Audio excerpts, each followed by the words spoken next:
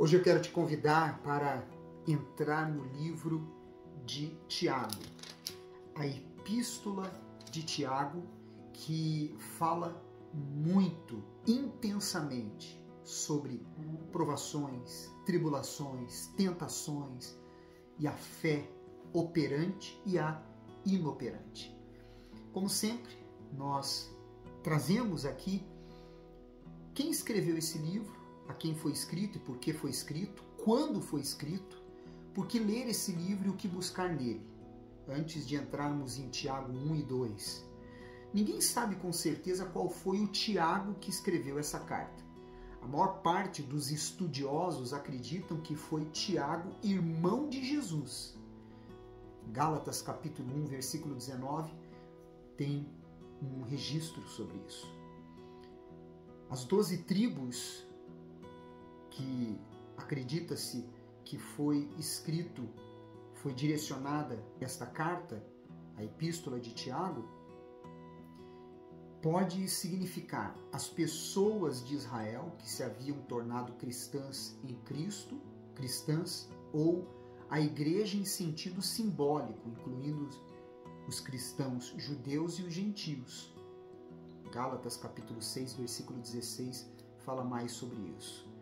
E foi escrito para advertir os cristãos sobre alguns hábitos que haviam adquirido e que corroíam a essência da sua fé. Coisas como favoritismo, calúnias, orgulho, mau uso das riquezas e falta de paciência. Tiago talvez tenha sido o primeiro livro do Novo Testamento a ser escrito, entre 40 ou 50 depois de Cristo. E se você procura maneiras práticas de viver como cristão, chegou ao livro certo. Tiago mostra que é possível crer em coisas certas e ainda assim viver de maneira errada. Porém, esse livro lhe mostrará como transformar a correta doutrina em correto viver. Essa carta faz um tratamento objetivo da hipocrisia. Tiago fala dos males de uma língua descontrolada, do uso do favoritismo para com os ricos ou da vanglória acerca dos planos. Não espere encontrar chavões piedosos aqui, e sim uma série de instruções contundentes, específicas e práticas para ajudá-lo a levar uma vida cristã autêntica.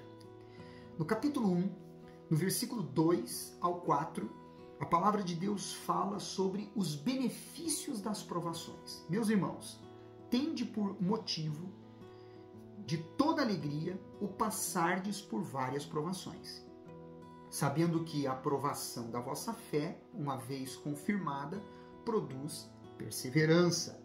Ora, a perseverança deve ter ação completa, para que sejais perfeitos e íntegros e em nada deficientes. Não significa que encontramos prazer na dor quando enfrentamos provações. Antes, refere-se a um tipo especial de alegria, o profundo sentimento de bem-estar que resulta de saber que Deus está no controle de tudo em nossa vida. É a certeza de que Ele está constantemente em ação, usando tanto a dor quanto a satisfação para produzir em nós os traços de caráter da perseverança e da paciência. No versículo 5, quando fala sobre obter a sabedoria, ele diz: se, porém, algum de vós necessita de sabedoria, peça a Deus, que a todos dá liberalmente e nada lhes impropera, e ser-lhe-á concedida. Podemos pedir e devemos pedir a Deus sabedoria para termos um melhor entendimento de quem é Ele e do que está fazendo por meio das provações na nossa vida. Além disso, também para que possamos compreender por quais caminhos e direções devemos trilhar para testemunhar neste mundo o seu caráter. No versículo 8, 6 ao 8, diz: peça, porém, com fé, se referindo à sabedoria, em nada duvidando, pois o que duvida é semelhante à onda do mar impelida e agitada pelo vento. Não supõe esse homem que alcançará do Senhor alguma coisa. Homem de ânimo dobre, inconstante em todos os seus caminhos. Não é pecado debater-se com indagações sobre quem é Deus e o que significa lhe pertencer. Essas perguntas naturais que todos os que buscam a Deus devem fazer.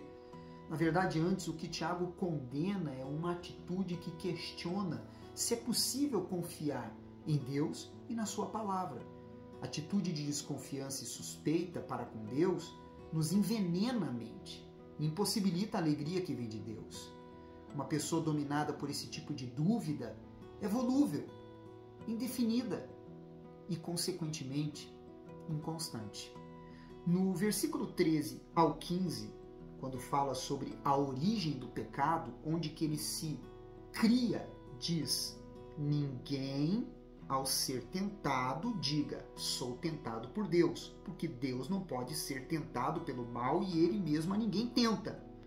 Ao contrário, cada um é tentado pela sua própria cobiça, quando esta o atrai e seduz. Então, a cobiça, depois de haver concebido, dá à luz o pecado. E o pecado, uma vez consumado, gera a morte. Tiago entra no assunto de tentação logo após falar sobre provação para todos entenderem a diferença entre esses dois assuntos. Tentar é procurar levar uma pessoa a fazer algo errado. Provação é quando Deus dá para a pessoa a oportunidade de fazer algo certo. Deus nunca procura nos tropeçar. Permite circunstâncias difíceis para moldar o nosso caráter e a nossa maturidade.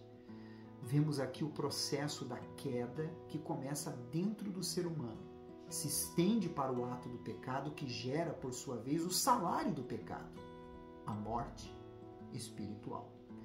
No versículo 19 e 20, quando fala sobre a prática da palavra de Deus, diz: sabeis estas coisas, meus amados irmãos.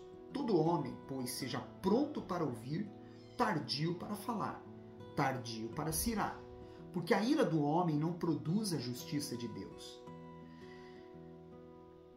Preste muita atenção nesse detalhe.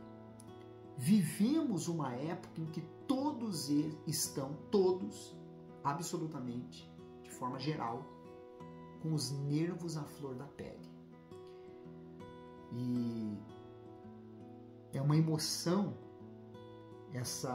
a ira é uma emoção humana, não pecaminosa em si mesma. Até mesmo Deus e Cristo sentiram ira. Aliás, a ira contra o pecado, contra a injustiça, contra o mal é sinal de piedade e de justiça.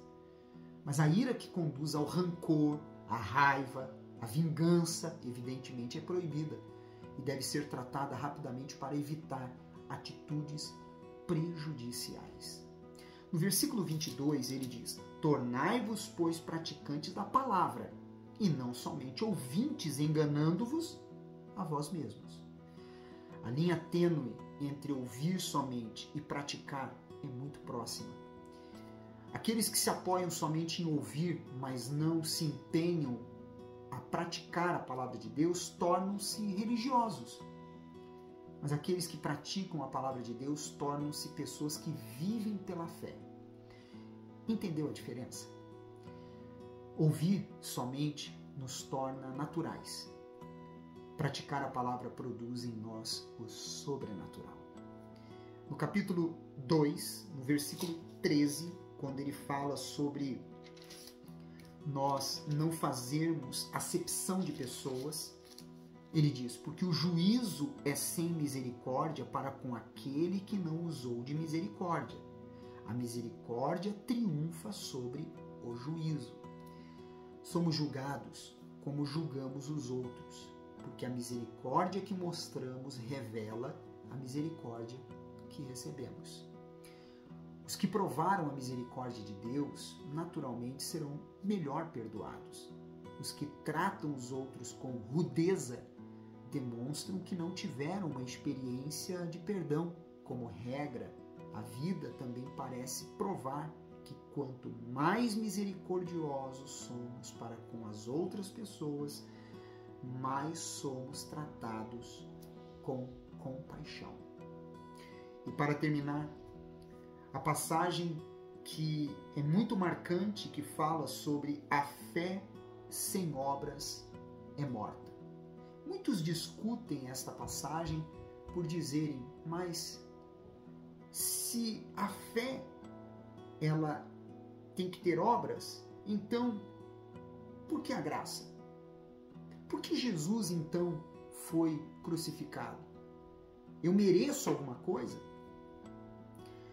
O versículo 14, depois você lê até o fim, diz: Meus amados irmãos, qual é o proveito se alguém disser que tem fé, mas não tiver obras? Pode acaso semelhante fé salvá-lo? Somos salvos pela graça, por meio da fé apenas. Efésios 2, versículo 8 e 9. Ou também precisamos das obras? Tiago não está preconizando as boas obras como requisito para a salvação. Nem está dizendo que os atos são mais importantes que as convicções. Antes, insiste em dizer que há dois tipos de fé: a legítima e a ilegítima. Uma fé que se consumou, como diz o versículo 22, e uma fé sem obras, versículo 20.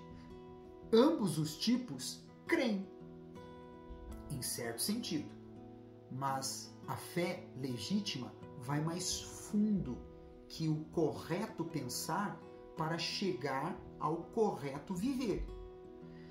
Todavia, pode surgir confusão quando lembramos, por exemplo, que Paulo escreveu que não podemos conquistar a salvação. Ele usa Abraão como exemplo de alguém que recebeu a promessa de Deus não pelo esforço humano, mas pela fé. Gálatas capítulo 3, versículo 6 ao 12 fala isso. Tiago também usa Abraão como exemplo, mas a sua maneira de ver difere da de Paulo. Ele deixa de tratar da inutilidade do esforço humano para versar sobre a inutilidade da fé deficiente. A fé que para no nível intelectual. Até mesmo os demônios têm esse tipo de fé. Tiago proclama isso no versículo 19. Portanto, o argumento de Tiago é que Abraão demonstrou a fé legítima, comprovada por ações. Os atos de Abraão não lhe conquistaram nada, mas provaram que a sua fé era genuína. A fé correta levou às ações corretas. Se não tivesse confiado em Deus, Abraão jamais poderia ter oferecido o filho. O cumprimento da promessa de Deus sobre o altar, como está no versículo 21 e 22 aqui. Paulo usa Abraão para mostrar que as pessoas são justificadas com base numa fé verdadeira. Tiago mostra que a fé de Abraão se mostrou verdadeira porque entrou em ação.